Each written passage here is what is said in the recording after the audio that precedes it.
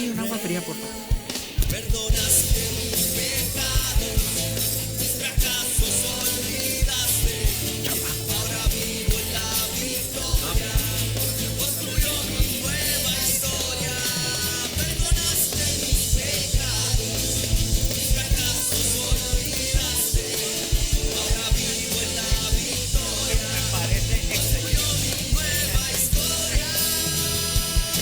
Gracias. Sí, gracias.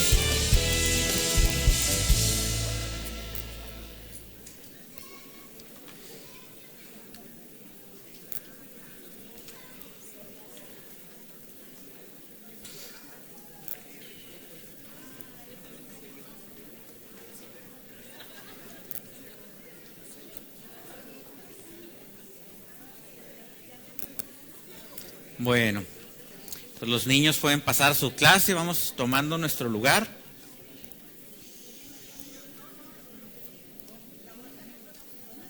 Les pedimos que se acomoden y guardemos silencio para continuar. Bueno, fíjense que el Señor puso en mi corazón el hablarles un poquito acerca de algo que normalmente, culturalmente incluso, hemos entendido mal.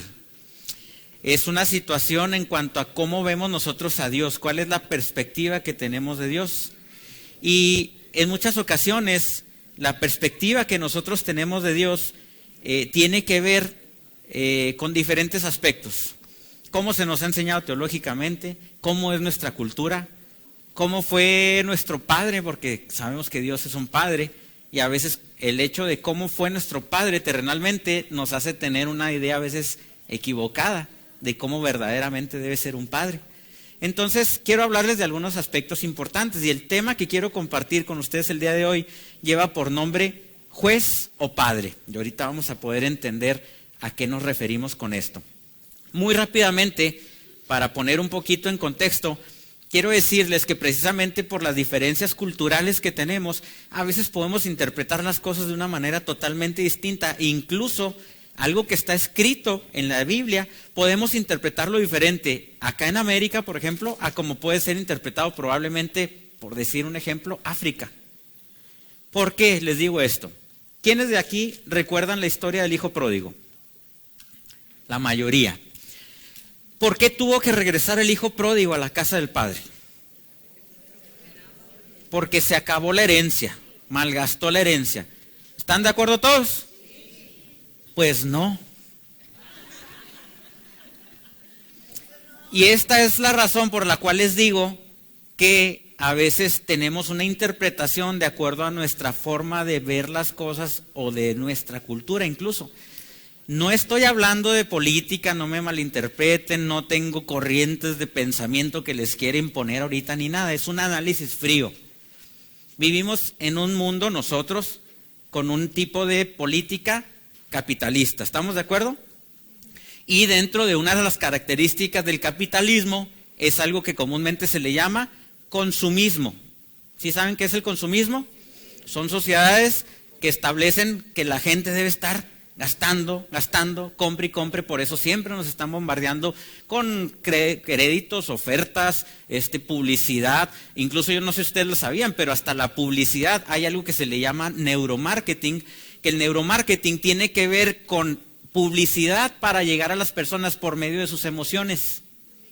En la publicidad incluso se utiliza la psicología para poder causar en las personas un efecto para comprar cierto producto. ¿Lo sabían?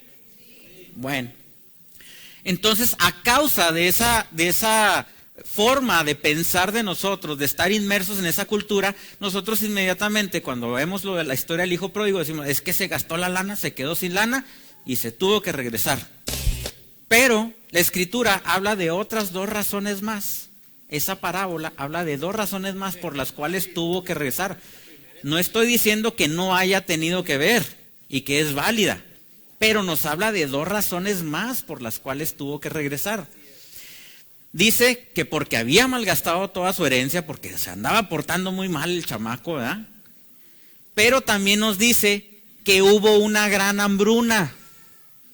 Quiere decir que había una crisis en ese lugar donde él estaba. Una crisis económica que provocaba hambre en las personas y no tenían más la manera de saciarla. Y otra razón más decía que porque nadie le quiso ayudar o dar nada. Entonces ya tenemos 3 elementos diferentes por los cuales él tomó la decisión de regresar a la casa del padre. Definitivamente se quedó sin dinero. Pero si no hubiera, obviamente sabemos que el hubiera no existe, pero es un análisis nada más. Si no estuviera pasando ese lugar por una crisis, probablemente hubiera conseguido un trabajo mejor al que había conseguido y a lo mejor podría haber solventado sus gastos personales y a lo mejor ahí se hubiera quedado.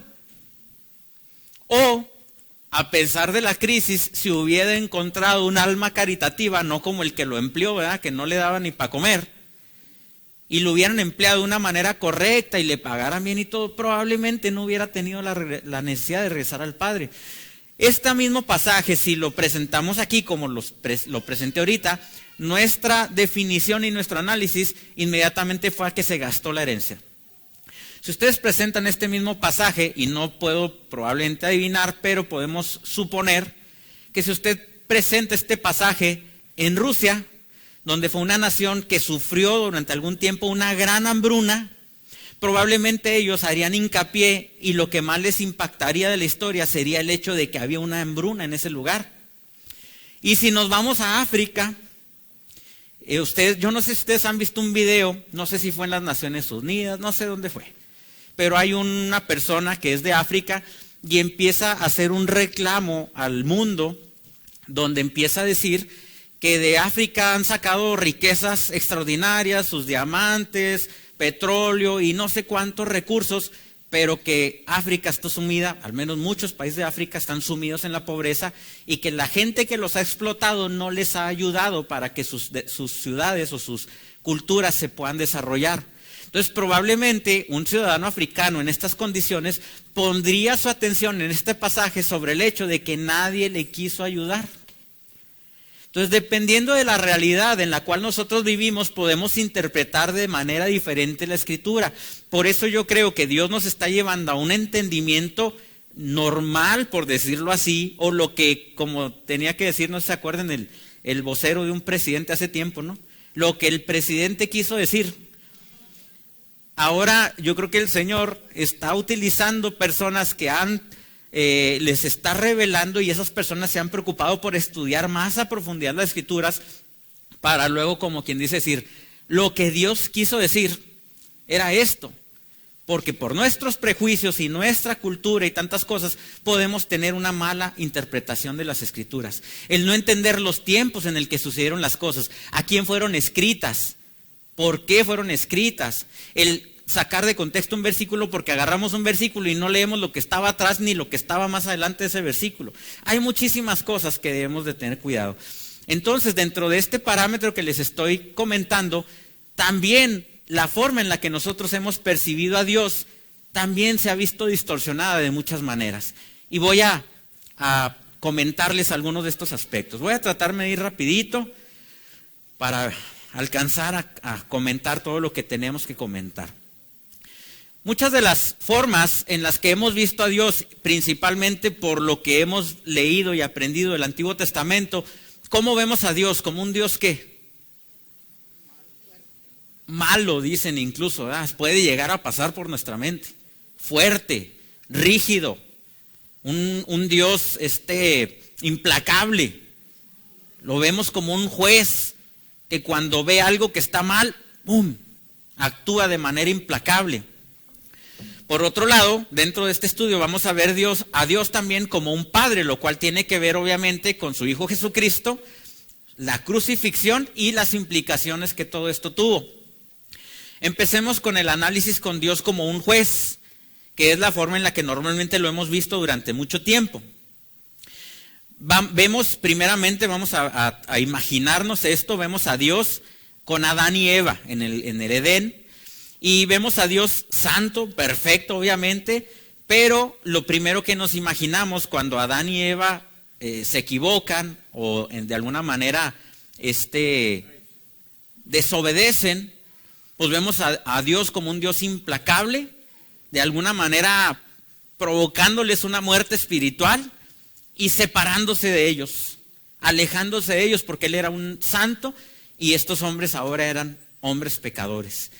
Dios al inicio creó a Adán y Eva y había una excelente relación con ellos. Dice la Escritura que por las tardes iba, los visitaba, hablaba con ellos. Recuerden que en aquel entonces Dios no habitaba todavía dentro de ellos. Entonces tenía una relación extraordinaria con ellos, pero hubo un día, en algún momento, en los que ellos pues se metieron en problemas, como todos sabemos. Al ver Dios esto que ocurrió, les pregunta, ¿qué hicieron? Estoy seguro que Dios sabía qué habían hecho, ¿verdad? Sabemos que Dios es omnisciente, pero trata de darles la oportunidad de explicarse o de ver qué le contestan, ¿no? Al respecto. Y a causa de la santidad de Dios, Adán y Eva quedan separados de Él porque ellos se sienten avergonzados, se sienten sucios, se sienten que traicionaron la confianza de Dios y de alguna manera dice incluso la Escritura que ¿qué fue lo primero que hicieron cuando pecaron? Se escondieron, se sentían avergonzados. Y no solo de ellos, no solamente hubo una consecuencia en ellos, sino en toda la descendencia de Adán y Eva. Pero podemos ver a través de las Escrituras que Dios siempre tuvo la inquietud y la idea de reconciliar al hombre y de no separarse de él como normalmente tenemos en nuestras mentes ese concepto. Dios estaba de alguna manera separado por esa naturaleza santa, pero era el hombre el que se escondía de Dios. Dios fue a buscarlos. Y sin embargo el hombre se escondía por cómo ellos se sentían. Por medio de los profetas, la mayoría lo sabemos, aún desde el Antiguo Testamento, Dios estableció que habría de establecer un nuevo pacto en algún tiempo futuro, que mandaría un Mesías al mundo y que sería el Salvador del mundo. Obviamente sabemos que estaba profetizando acerca de Jesús. Obviamente el mensaje no fue entendido en su tiempo, la gente no entendía a qué se referían estos mensajes de los profetas, pero llegó el día cuando finalmente llegó Jesús a la tierra. Con la finalidad, obviamente, de establecer comunión nuevamente. Ahora comunión, no solamente relación, porque sabemos que comunión es una común unión y lo que Dios pretendía a través de su Hijo Jesucristo era que ahora el hombre se pudiera no solamente relacionar con Dios, sino unir con Dios. Y sabemos que una de las formas en la que lo tenía que hacer Jesús era cargando, prácticamente así lo dice la Escritura, todo el pecado del hombre sobre él mismo. ¿Estamos de acuerdo?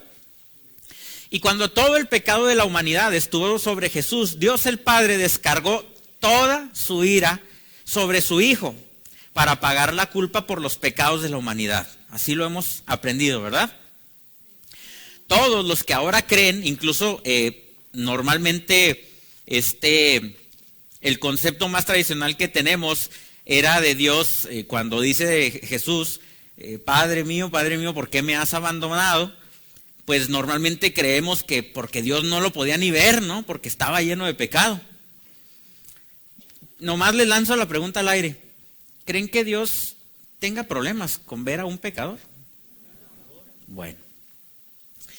Dios el Padre tomará toda su ira sobre ellos por la eternidad, es lo que pensamos normalmente cuando hay personas que no creen en Él. Cuando creemos en Cristo sabemos que llegamos a una comunión con Él, pero a quienes no tienen esta comunión pensamos que tomará toda su ira sobre ellos por la eternidad. Así es como generalmente se nos ha presentado el Evangelio. De hecho, es triste, y si usted, mire, no se me agüite, como luego decimos, no se entristezca, para los que nos ven de otros países. Pero probablemente incluso algunos de nosotros en algún momento dado hemos establecido un juicio en nuestra mente de que cuando hay gente mala en el mundo, no, pues que toda la ira de Dios sea sobre ellos y que Dios los castigue y que no sé qué tanto. Hay religiosos en este tiempo que verdaderamente creen y están esperando el tiempo o quieren que sigan pasando las catástrofes naturales donde muere muchísima gente porque creen que es un juicio de Dios en contra de la gente a causa de su pecado. No se me adelanten, no saquen conclusiones. Ahorita vamos a ver cosas más adelante. Dios justo castigando al pecado a causa de su justicia. Pero ahora vamos a presentar un poquito la óptica de ver a Dios como un padre y no como un juez castigador. Como padre podemos verle no como un juez tratando de castigar, sino como un padre tratando de restaurar. Volviendo un poquito a la historia del hijo pródigo, ¿cuál fue la actitud del padre cuando el hijo se fue? Dice la escritura que todo el tiempo lo estaba maldiciendo y que pidiendo el juicio de Dios sobre su vida y que Dios lo consumiera en fuego. Y era lo que el padre pedía. ¿Qué era lo que el padre hacía? Él deseaba, anhelaba que su hijo volviera. Él iba para ver si podía encontrar en el camino a su hijo. Cuando finalmente sale al encuentro del hijo y lo ve de lejos, incluso sale corriendo para abrazarlo. Y pide que le den todo lo mejor que le puedan dar. Vemos un aspecto de un padre reconciliador. Entonces es una imagen diferente a la que normalmente hemos establecido. Nuevamente vamos a ver el ejemplo de Adán y Eva. Se meten en problemas por comer. ¿Qué fruto era el que comieron? La manzana. Los agarré en la movida, ¿eh? Era curva. Tradicionalmente se nos ha enseñado que era una manzana, pero en realidad la escritura dice que era un fruto, ¿verdad? No establece qué fruto. Dice acá el doctor que él cree que era persimonio. ¿Usted, Carmelita? Así es. Especifica que era el fruto del conocimiento del bien y del mal, pero no establece que fuera algún fruto en específico como lo que nosotros conocemos el día de hoy, ¿verdad? Se meten en problemas, Dios los busca, ¿sí? No los aventó ni los rechazó. Dios los busca y les dice, ¿qué es lo que han hecho? Obviamente, sabemos que Él lo sabía, y ellos estaban apenados de haber desobedecido las órdenes o las indicaciones de Dios a causa de comer el árbol del bien y del mal. Ahora ellos tenían conocimiento de lo que era bueno y lo que era malo. Y ellos consideraban a Dios alguien bueno y ellos se consideraban malos por haber desobedecido. Por eso ellos sentían vergüenza y se alejaban de Dios porque no creían que pudieran compartir con Dios por ser diferentes. Pudieron entender que Dios era bueno y ellos malos, y de esta manera obviamente se sintieron avergonzados. Dios trató de que no se sintieran avergonzados. ¿Qué fue una de las cosas que Dios hizo después de que desobedecieron para que no se sintieran avergonzados? A ver si alguien me puede decir. Les hizo ropa. Ellos se la habían hecho la ropa, pero pues como se las hicieron de hojas y se me hace que era otoño, pues se me hace que llegó un vientecito y se las llevó. Entonces pues Dios les hizo ropas de pieles, dice la escritura. Que esto tiene que ver algo importante proféticamente también, porque a causa de la muerte de un animal inocente, ellos eran revestidos. A través de la muerte de Jesucristo, nosotros fuimos revestidos con la justicia de Cristo. Entonces Dios se acerca a ellos, les dice, permítanme ayudarles, obviamente tratando de entender lo que sucedió. No huyan de mí. Dios, tenemos que tener claro, no huye de las personas. De hecho, Él va tras de las personas sin importar lo que hayan hecho ni en dónde estén. Podrá estar una persona en el lugar más pecaminoso que ustedes me puedan decir y Dios ahí mismo puede estar tratando con ellos. Tenemos tantos prejuicios en nuestra mente que no nos ponemos a dar cuenta que lo que Dios quiere es restaurar al hombre. Todo esto lo estoy compartiendo porque viene esta siguiente semana este tiempo de evangelismo, este tiempo de presentarles a Cristo a las personas, y es necesario que nosotros mismos entendamos cuál es el mensaje de Dios, que nosotros mismos entendamos cuál es la naturaleza del Padre, porque a nosotros también podemos tener ciertos prejuicios en nuestra mente que tenemos que tumbar para poder ser efectivos en poder compartir de Cristo con otras personas. La gente en su vergüenza huye de Dios, pero Dios sigue tras ellos sin importar dónde estén. La separación del hombre y Dios no fue una decisión de Dios. ¿Fue decisión de Dios que Adán y Eva se apartaran de Él? No, fue una decisión que ellos tomaron y que se equivocaron. Había una incompatibilidad entre ellos, pero a causa de lo que el hombre había hecho. Después de hacerles ropa, en Génesis 4, fíjense lo que Eva dice. Con la ayuda del Señor he tenido un hijo.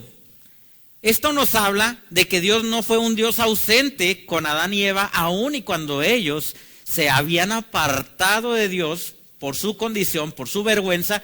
Sin embargo, esto nos hace ver que Dios siguió de alguna manera tratando con ellos. Y nuestro primer concepto, o lo que nosotros creemos, es que al haberse ellos pecado y haber entendido la muerte espiritual, pensamos que había habido una total separación y que ya no podían tener absolutamente ningún contacto con Dios. La Escritura nos enseña lo contrario.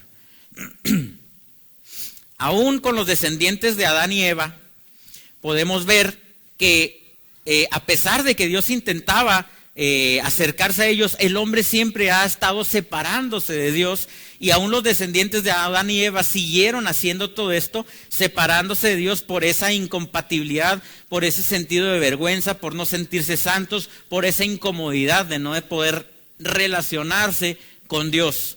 Ponían distancias entre ellos y Dios porque no soportaban incluso estar en su presencia. Pero Dios en todo momento siguió tras de la humanidad. En todo momento. Porque la misma Escritura lo establece como el buen pastor, que aún va por aquella oveja perdida y va y la busca. Normalmente como cristianos nos hemos hecho unas ideas terribles. No, es que no te juntes con ese pecador porque tú eres santo y eres linaje escogido, nación santa. Sí lo somos, pero eso no significa que tengamos que ausentarnos de la vida de otras personas. De hecho, la Escritura establece que nosotros somos como una lámpara que tiene que ser puesta encima de una mesa, no debajo de ella, porque la función de una lámpara es alumbrar. Entonces, la gente que se sustrae de los pecadores porque se espantan, o porque creen que se van a contaminar, pues no saben que su Dios es mucho más grande que cualquier otra cosa. Tenemos que ir quitando muchos conceptos de nuestra mente. En su naturaleza, Dios, por alcanzar a los pecadores, un día encontró a un hombre que se llamaba Enoc. Algunos de ustedes conocerán, es uno de los libros del Antiguo Testamento. Y Enoc, dice la Escritura, que creyó en Dios. Lo reconoció Dios incluso a Enoc como justo. Estos son cosas, mira, hay cosas que son parte de la soberanía de Dios y hay cosas que a lo mejor no entendemos tan fácilmente, porque nosotros siempre hemos entendido y creído que la justicia vino a través de Jesucristo, lo cual es cierto. Pero aún hubo algunos casos en el Antiguo Testamento que Dios les contó ciertas cosas a ciertos personajes para poderlos designar como justos. Un caso de ellos fue el caso de Enoc. Enoc creyó que en Dios, lo reconoció Dios a él como justo, y a causa de él poderse creer justificado, no se avergonzaba de estar en la presencia de Dios. Esta es una de las cosas extraordinarias y que como cuerpo necesitamos entender. Todo aquel que no ha entendido su justificación se siente alejado de Dios. Se siente avergonzado de sus errores. Es algo que pone una distancia entre él y Dios. Sin embargo, todos aquellos que hemos entendido la justificación de parte de Dios, no tenemos ningún impedimento para poder tener esa relación con el Padre, esa comunión con el Padre. ¿Estamos de acuerdo?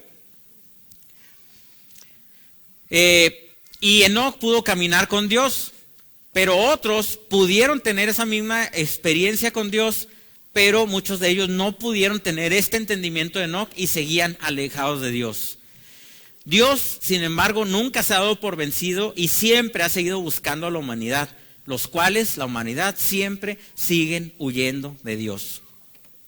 Pero hay otro caso y la Biblia nos habla también del ejemplo de Abraham. Y en la Escritura dice que a Abraham le fue contada su fe por justicia.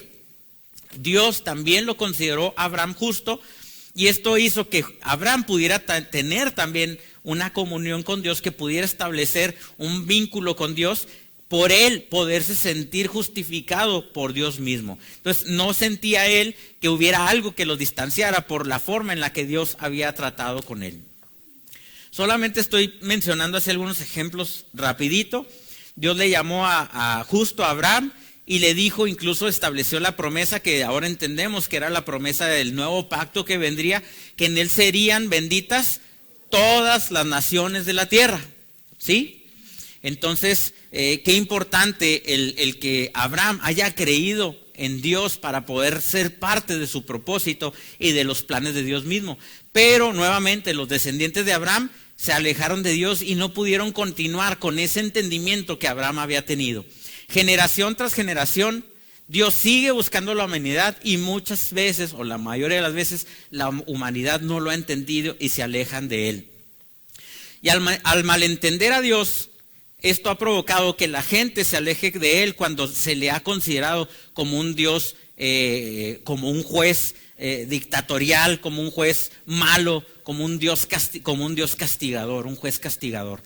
¿Y por qué? Porque tenemos muchas imágenes de jueces. Yo no sé si algunos de ustedes recordarán, en algún momento se puso muy de moda Sylvester Stallone, ¿verdad? Por su película de Rocky, después Rambo.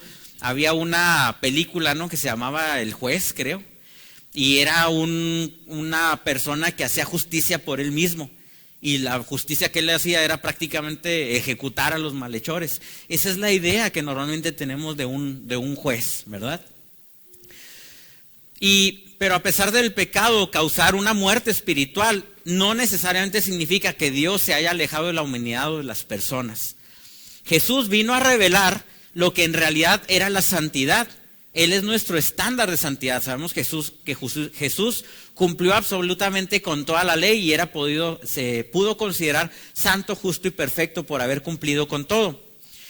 Pero qué interesante ver que a pesar de que Él era justo, era alguien que cumplía absolutamente con toda la ley, Él no tenía problema con relacionarse con los que eran pecadores. De hecho, fue criticado por los religiosos de su tiempo porque se juntaba con los pecadores. ¿Estamos de acuerdo?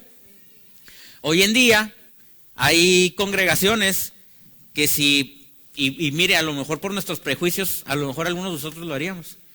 ¿Qué harían ustedes si una mañana entra por esa puerta alguien que sí podemos identificar que es un transvesti y entra y viene y se sienta aquí entre nosotros? Yo les aseguro que muchas personas, algunas, tendrían prejuicios o se incomodarían por su presencia. O algunos a lo mejor hasta se irían. Y algunos dirían, ¿cómo se atreve esta persona a venir a la congregación? Y habrían otros que criticarían incluso a los pastores. ¿Cómo es posible que los pastores permitan que personas así entren a la congregación? Cuando Jesús, con quienes convivía, era con las prostitutas, con los cobradores de impuestos y con todas las personas que estaban necesitadas de tener una relación con el Padre. ¿No será acaso ese el estándar que debemos de tener también nosotros? ¿Cuántas congregaciones religiosas lo único que hacen es estar juzgando, criticando e incluso mandando a la gente al infierno? ¿No es cierto? Los judíos no podían entender cómo era posible que Jesús se relacionara con estas personas. Dios comienza a hablarles y a decirles que enviaría a un Salvador al mundo, estableciendo un nuevo pacto donde nunca más, dice Dios, recordaré sus pecados. Interesante. Y a través de la Escritura vemos cómo enviando a diferentes profetas empieza a hacer las promesas de enviar a este Salvador. ¿Y por qué? Porque Dios lo que quería era tener comunión con cada uno de nosotros. Hagan de cuenta como Dios diciendo, no se alejen de mí, prometo que les enviaré un Salvador que los lavará y los limpiará. Esa es la forma en la que Dios estuvo trabajando y el mensaje que Dios estuvo dando todo el tiempo. Entonces podrán hablar conmigo porque sobre todas las cosas y en el corazón de Dios Padre, Él quería que la gente no se sintiera avergonzada. Por eso una de las cosas que sucedieron cuando Jesucristo muere y resucita con su obra redentora fue que el velo del templo fue rasgado, porque la única persona que podía entrar al lugar santísimo, que era a la presencia misma de Dios, era el sumo sacerdote, y eso a través de ritos de purificación para poderse presentar santo. Si no hacía todo esto, caía muerto. Entonces lo que Dios hace a través de su Hijo Jesucristo, rompe este velo para decirles, todo aquel que crea en mi Hijo tiene el libre acceso hacia mí.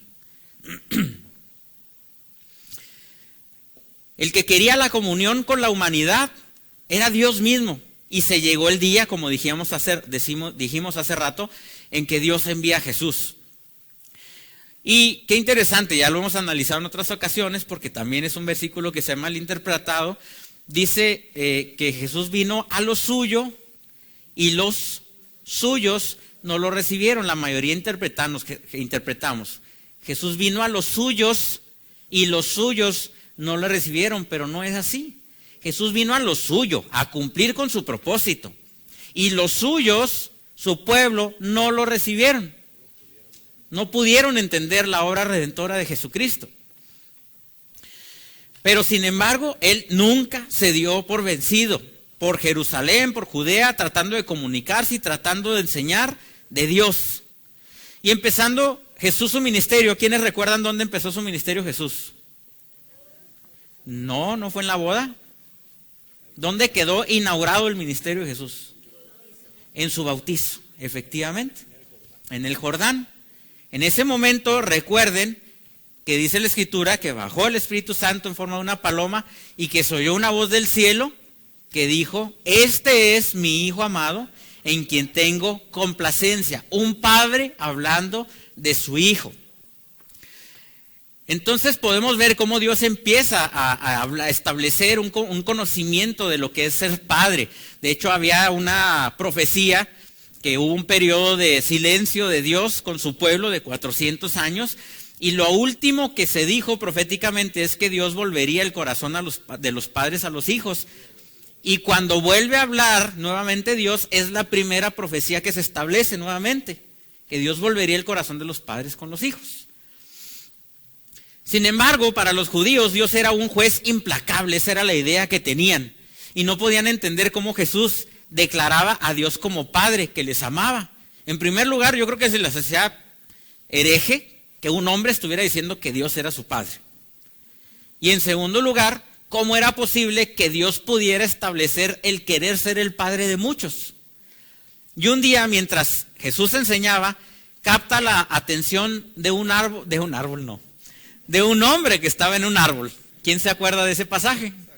¿Quién era ese? Era un tocayón mío. Un hombre bajito, ¿verdad? Era tocayón de mi papá y mío, y de mi hermana. Zaqueo, un hombre bajito de estatura que era un cobrador de impuestos, ¿recuerdan? Los cobradores de impuestos en ese entonces eran considerados pecadores y eran considerados incluso traidores del pueblo judío porque eran judíos, pero que el gobierno romano empleaba para el gobierno romano cobrarle impuestos a los judíos. Entonces ellos lo veían como una traición. Y cobraban de más, hacían también sus triquiñuelas. Entonces vemos a Jesús diciéndole: Zaqueo, quiero ir a tu casa. Hasta hay una cancioncita, ¿verdad?, que nos enseñaban cuando éramos niños. Zaqueo, quiero ir a tu casa. En aquel entonces dijimos eran traidores, pecadores. Y viendo a Jesús, Zaqueo, viendo a Jesús en su santidad, no podía creer que Jesús mismo le estaba diciendo que iría a su casa. Ya que los que eran religiosos en ese tiempo tenían prohibido juntarse con los pecadores. Era imposible que un sacerdote, alguien, pudiera establecer un contacto con alguien que era considerado un pecador. ¿Quién eres tú? ¿Quién eres tú? Ah, caray, ya nos pusimos románticos, ¿verdad? Es que era chaparrito también, ¿no? Ese era de Nelson Ned. ¿Quién eres tú? Y por ahí una vez, bueno, ahí después les platico que alguien me dijo que no fuera tan simpático. No se crean, no se crean. ¿Quién eres tú que quieres venir a mi casa? Y lo escucha y habla con él. Zaqueo, asombrado de que alguien santo fuera a su propia casa y estableciera contacto, relación y hablara con él. No lo condenaba, estuvo conviviendo con él. Y en base a ese acercamiento, ¿qué creen ustedes que hubiera ocasionado el rechazo de un religioso? No sé, odio, coraje, malestar, vergüenza. Podría haber muchísimas reacciones, pero ¿sabe cuál fue la reacción? De que un hombre santo se dignara a entrar a su casa y convivir con él. La reacción de Zaqueo fue y dijo: venderé la mitad de los bienes y se lo daré a quienes lo necesiten. Y si engañé a alguien, le daré 4 veces de regreso lo que yo le engañé. Y Jesús le dice, el día de hoy la salvación vino a esta casa. ¿Se dan cuenta lo que una persona santa, que yo creo que ya todos entendemos que todos aquí somos santos, por Jesucristo, podemos hacer con nuestro actuar hacia otras personas? Dice el doctor, santos pero no santurrones. Se da cuenta del impacto que podemos tener en unas personas si usted llega dándole bibliazos y condenándolos, a que si llega presentándoles el amor del Padre. Es algo totalmente diferente. La vida de Zaqueo cambió cuando alguien santo se acercó a él. Los religiosos no lo podían entender. Cuando veían a Jesús cerca de los pecadores, lo criticaban y lo maldecían. ¿Quién es este que se junta con pecadores? Así no puede ser santo. Era contaminarse.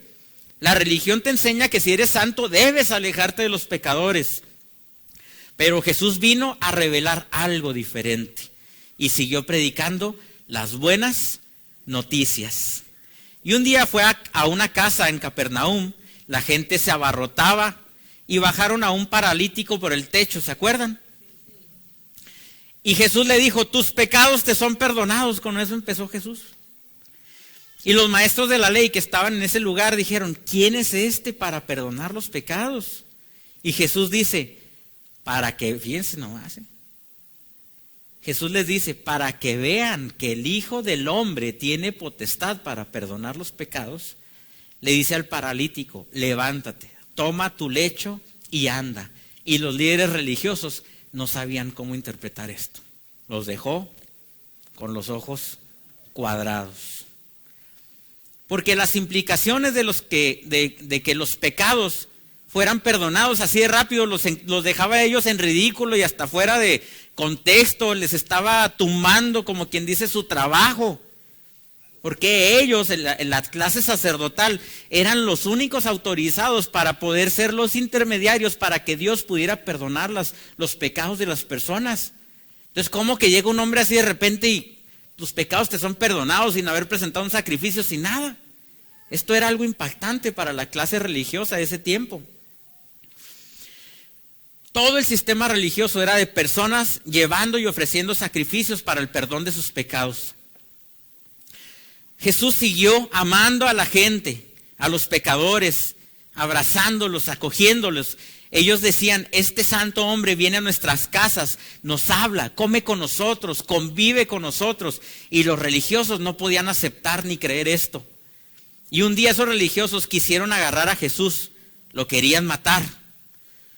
Por toda la confusión, obviamente, que Jesús estaba causando en cuanto a lo que la religión enseñaba y lo que él estaba mostrando. Y traen delante de él a una mujer adúltera, sorprendida en el acto de adulterio. Y llegan con Jesús y realmente no era que les importara mucho la opinión de Jesús acerca de esa situación. Lo que querían era probarlo y ver qué era lo que él iba a decir. Y estos hombres le dicen, maestro, la ley dice que a una mujer encontrada en este pecado se le tiene que apedrear. ¿Qué dices tú? Y dice la escritura que Jesús estaba escribiendo ahí en la tierra. Hay quienes dicen, no lo podemos saber a ciencia cierta porque la escritura no lo establece.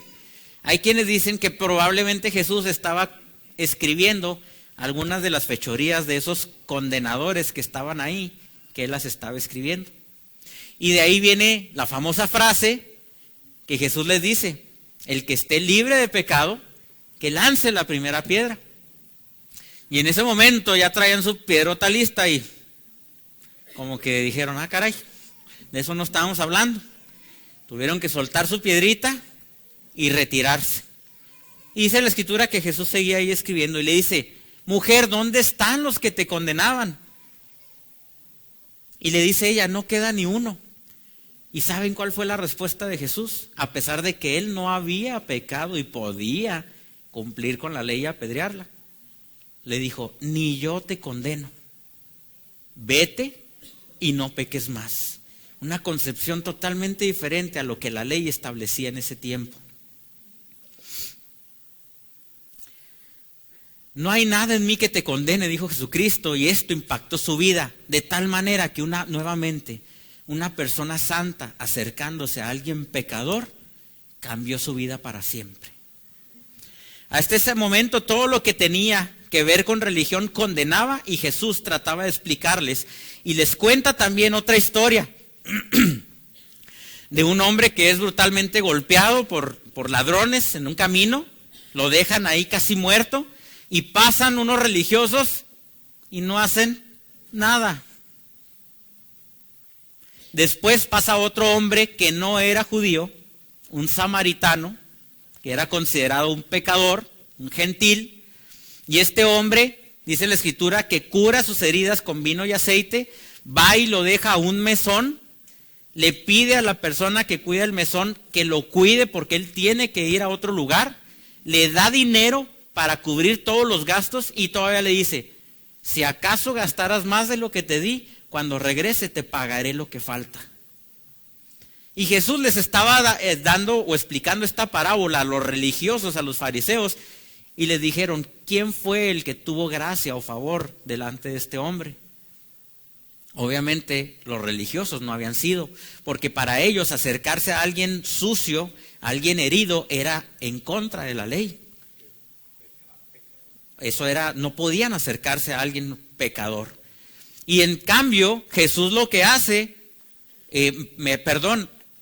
era tanta, yo creo que la vergüenza a lo mejor que sentían de las lecciones que Dios les está dando, que ni siquiera pudieron decir samaritano, porque yo creo que hasta eso para ellos era pecado pronunciar esa palabra. Y les dice, el hombre que le ayudó. Ni siquiera pudieron decir la palabra samaritano. Él les explica que Dios es como un buen pastor que va tras la oveja perdida, no importa dónde pueda estar, la gente, Dios siempre les estará buscando. Dios nunca quiso separarse de la gente, fue la vergüenza y la decisión misma del hombre lo que le separó. Pero Él sigue diciendo siempre, te amo y no hay condenación en mi corazón para ti. Y llega el cumplimiento del tiempo donde Jesucristo va a cargar con todos los pecados de la humanidad. Los líderes religiosos lo llevan a la muerte. Él derrama su sangre y se completa la obra con Dios Padre, estableciendo un nuevo pacto con la humanidad. Cristo derramando su sangre en la cruz y con el cual este nuevo pacto alcanza a la humanidad.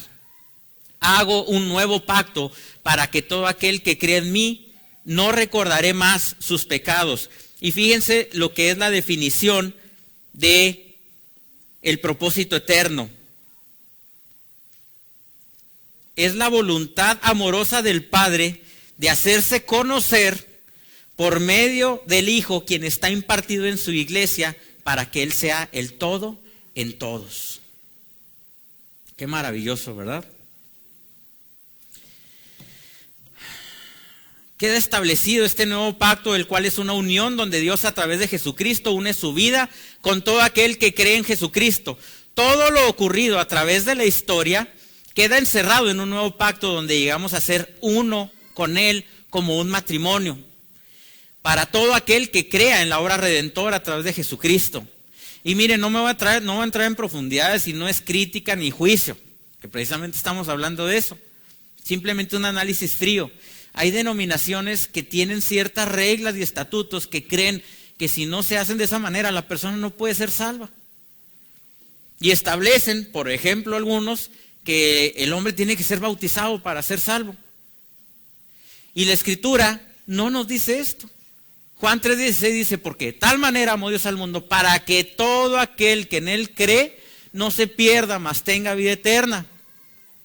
El bautismo en el nuevo pacto, que ese ya será tema de en otro momento, el bautismo en el nuevo pacto, porque sí quedamos bautizados, pero quedamos bautizados al recibir a Cristo y quedamos bautizados en Cristo.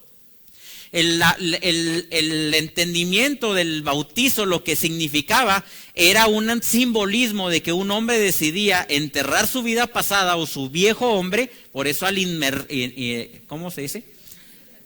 Al sumergirlo en el agua era un simbolismo de quedar sepultados y que al salir del agua era la resurrección de un nuevo hombre. Cuando nosotros recibimos a Cristo, somos bautizados en Cristo, porque nuestro viejo hombre, nuestra vieja naturaleza queda crucificada juntamente con Cristo, fue llevada a la tumba con Jesucristo, y en la resurrección de Cristo nosotros salimos de esa tumba como unos nuevos hombres. Ese es el bautismo en el nuevo pacto. En este pacto todo llega a ser uno, y como uno en el matrimonio se comparte todo. Cristo llega a ser el instrumento operativo de este nuevo pacto. Sabemos que todo el pecado vino sobre Jesús en la cruz, y de alguna manera era la forma en la que Dios podía derrotar al pecado, no a los pecadores. Dios estaba estableciendo un juicio sobre el pecado, no sobre el hombre. Sobre el hombre antiguo, sobre la antigua naturaleza, que era la ley de pecado y de muerte que operaba en ellos. Pero Dios no quería exterminar a la humanidad. Quería exterminar esa antigua naturaleza. Y a través de ese intercambio que hubo en la cruz, nuestra naturaleza antigua murió, pero también nosotros pudimos recibir la justificación por medio de Jesucristo. Les digo algo, no fue la ira de Dios la que mató a Jesús en la cruz del Calvario. Fueron tus pecados y los míos los que lo mataron. No era la ira de Dios desatándose en contra de Jesús, en realidad era su amor a través de Jesucristo lo que estaba reconciliando al mundo con Él. Dios Padre estaba involucrado dentro de todo esto porque era un acuerdo que habían hecho el Padre y el Hijo para redimirnos a cada uno de nosotros. No se estaba satisfaciendo, como luego nos hacen creer, de un Dios que tiene, ¿cómo dicen? Mano de hierro, destruyendo todo lo malo. Estaba destruyendo el pecado, no estaba destruyendo a la humanidad, al contrario, estaba restaurando a la humanidad. No se estaba satisfaciendo la ferocidad de la justicia, era el amor y el perdón siendo introducido a la humanidad para que la justicia entrara en el ser humano. Era el pecado de la humanidad el que estaba siendo aniquilado a través de Jesucristo en este nuevo pacto. Dios, a través de esto, ascendió al cielo, a la diestra del trono de Dios, y porque Él ascendió, como nos hemos unido en Él, en uno solo, también nosotros ascendimos con Él. Por eso la Escritura dice que estamos sentados juntamente con Él en lugares celestiales. Nosotros tenemos lo que Él tiene ahora porque nos hemos hecho uno mismo con Él. Cada persona que cree en Cristo es tomado desde la tierra y posicionado en lugares celestiales. Fuimos predestinados desde la eternidad para sentarnos juntamente con Él.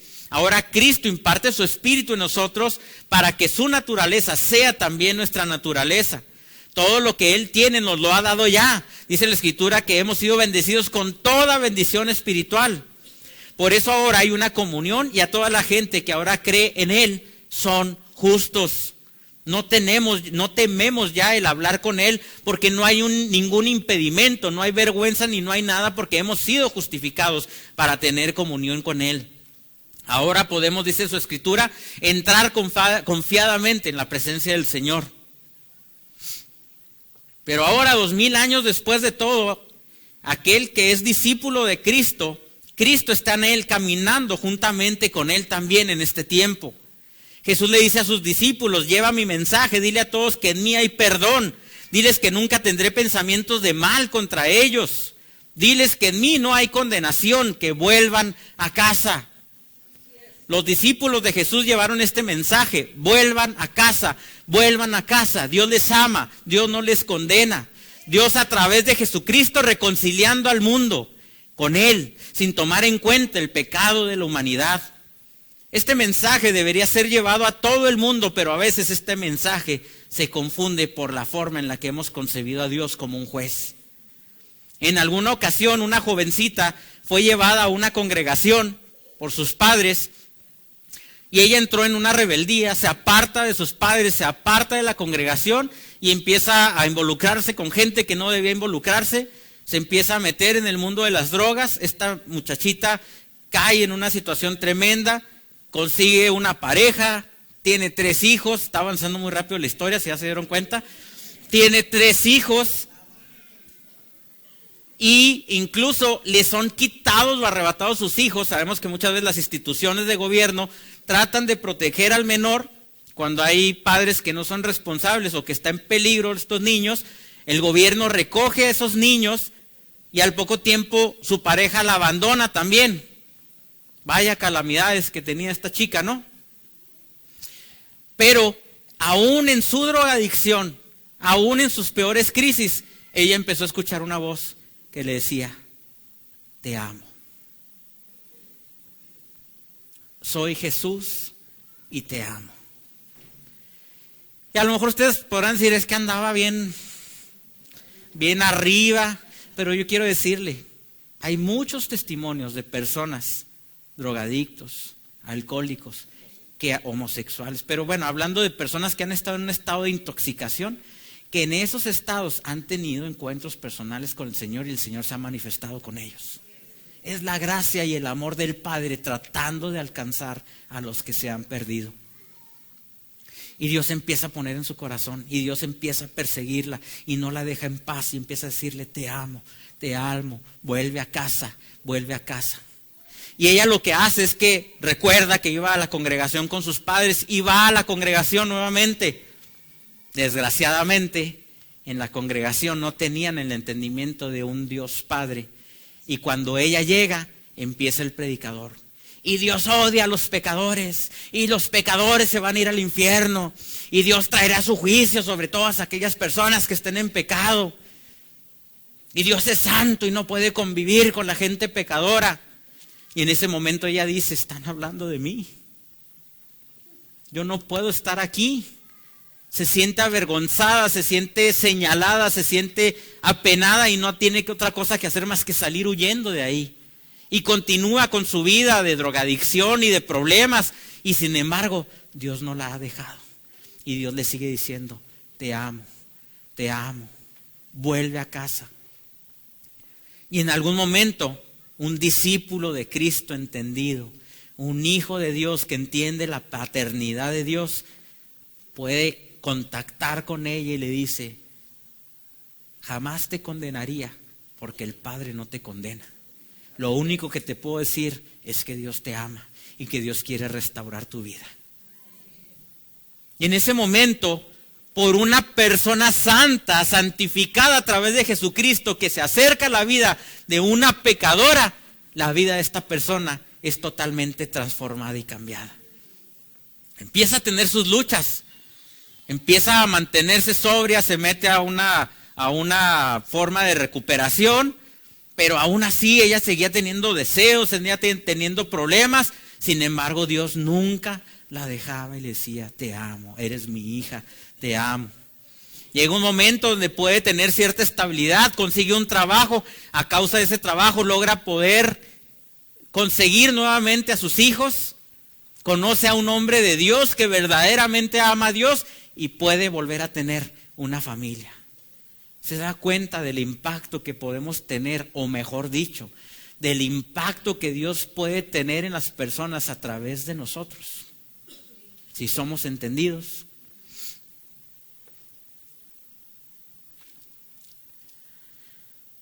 Debemos de cambiar nuestra manera de pensar, debemos de entender que nosotros pudimos ser o fuimos esas personas en algún momento y Dios tuvo gracia y misericordia de cada uno de nosotros. Y esa misma gracia y misericordia es la que nosotros debemos demostrar a los demás.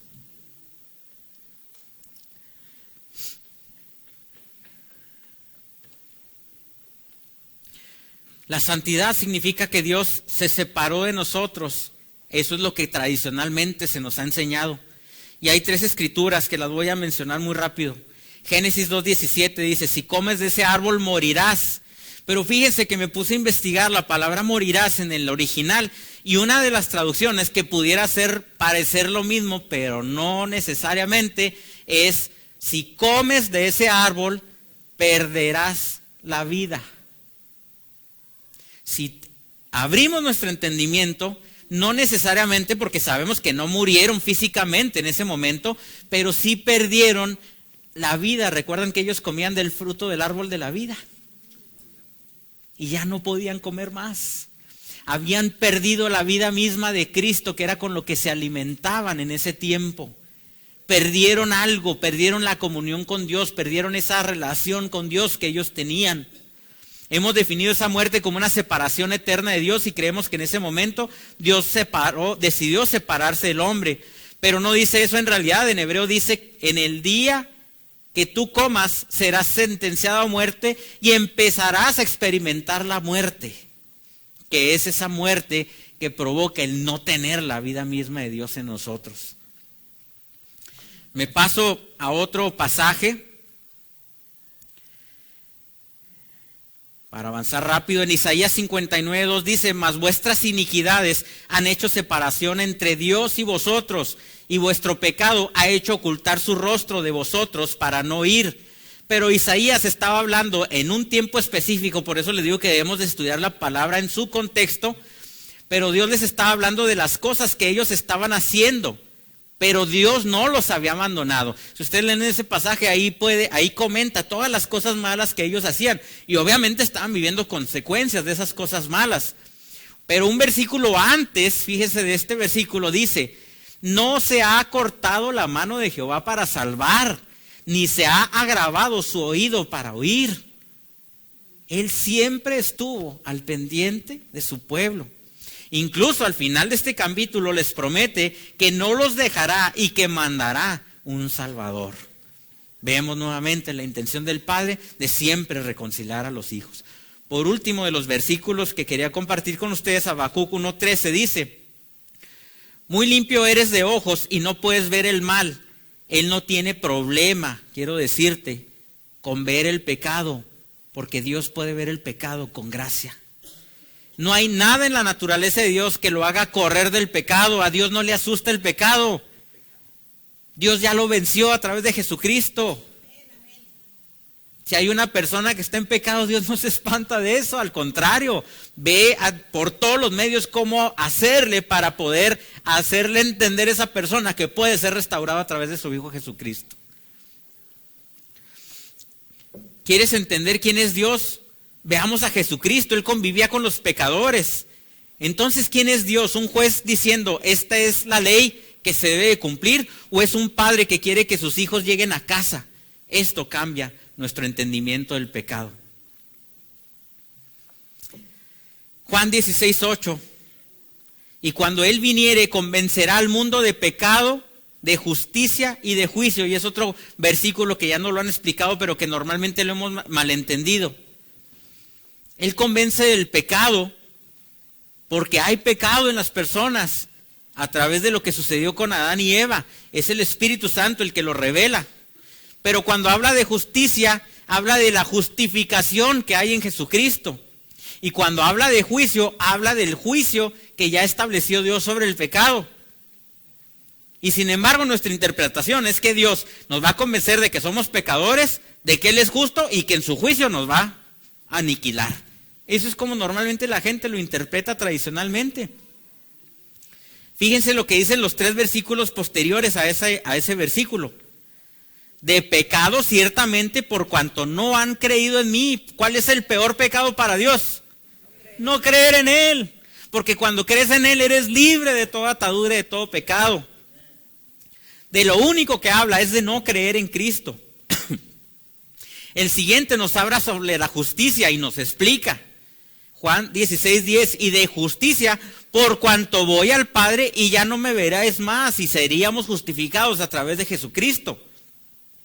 Y el 11 dice: y de juicio, no porque te voy a condenar ni porque vaya a dar el juicio final y tómala, te portaste mal y te vas a ir al infierno. De juicio por tanto el príncipe de este mundo es juzgado y ha sido derrotado a través de Jesucristo. No se trata de nuestro juicio, lo que está diciendo es que el enemigo ha sido derrotado ya. Ese es el rol del Espíritu Santo.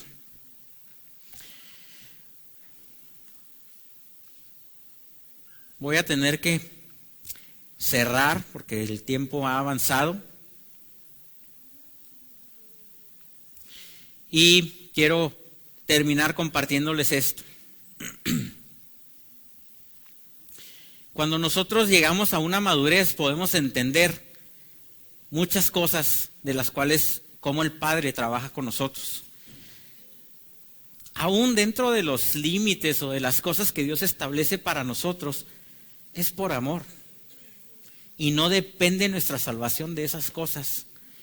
Tenemos que empezar a ver a Dios como nuestro Padre. Si ustedes como padres tuvieran a un hijo, una hija de 16 años y quieren enseñarle a manejar, ustedes van a procurar decirle a su hija que tiene que cumplir con las leyes de tránsito, que tiene que cuidar los niveles o los límites de velocidad, que tiene que ser responsable, que tiene que ser precavida, que no debe estar bajo la influencia de ningún enervante, ni ninguna cosa que pueda dañar sus sentidos. Y uno como padre inculcaría esos reglamentos a nuestros hijos y no necesariamente, aunque debemos de ser cumplidos y obviamente respetar las leyes, pero el sentido más profundo de que un padre le enseña a su hijo no necesariamente es porque a fuerza se tenga que cumplir con esas cosas. Es porque el padre está tratando de cuidar la vida de su hijo para que no sufra después algún accidente que le pueda causar daño.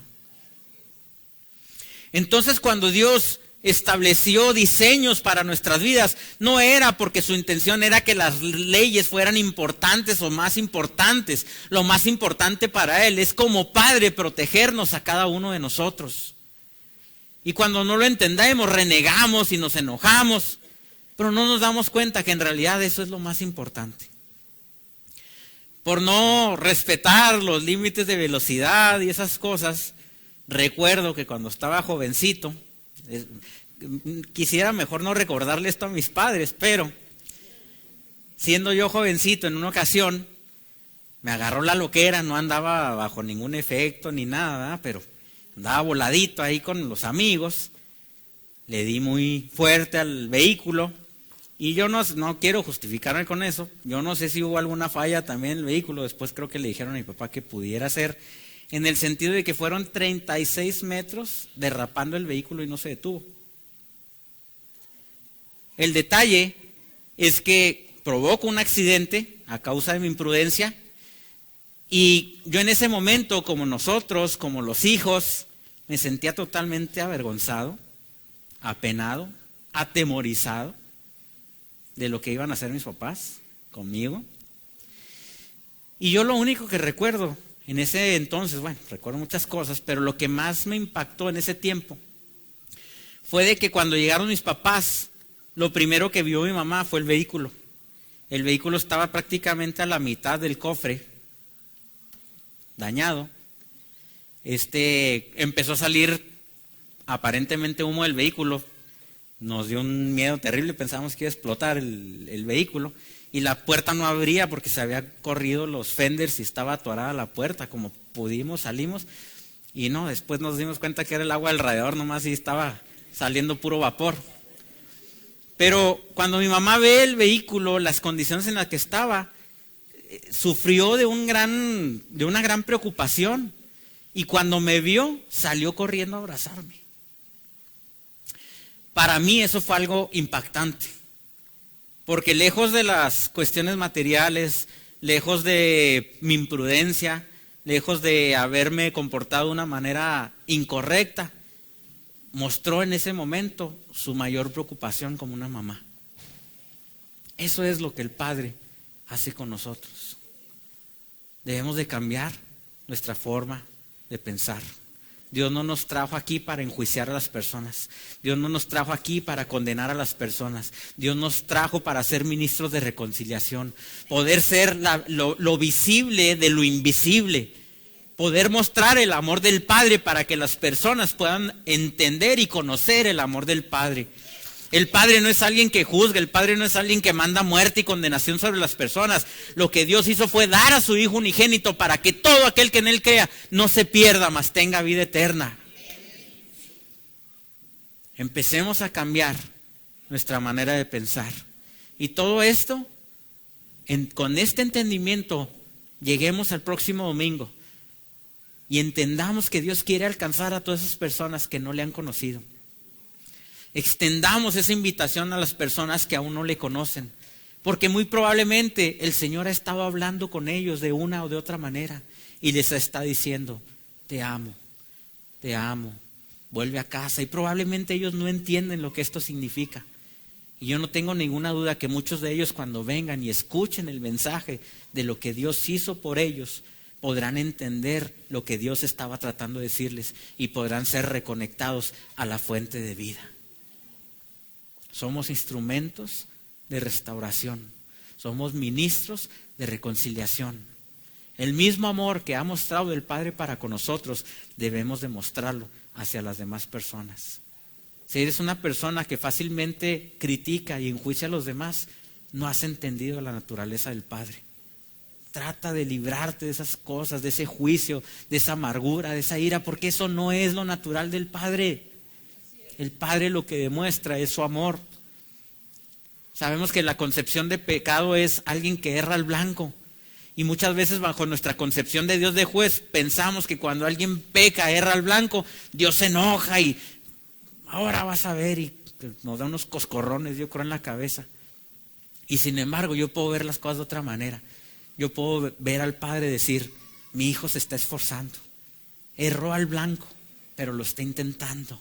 Estoy orgulloso de que mi hijo sigue caminando y peleando la buena batalla. Cambiemos nuestra forma de pensar y amemos a todos aquellos.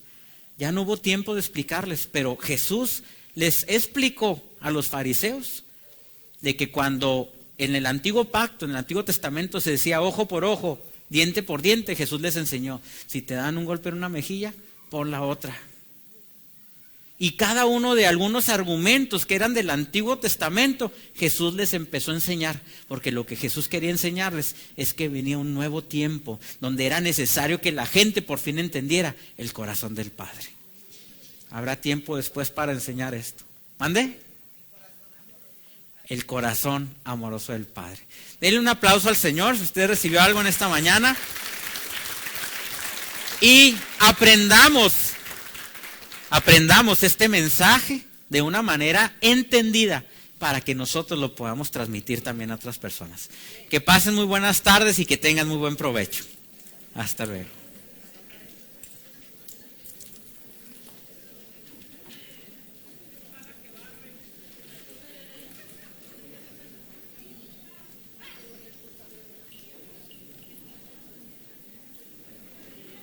Chamaco. Déjame muteo.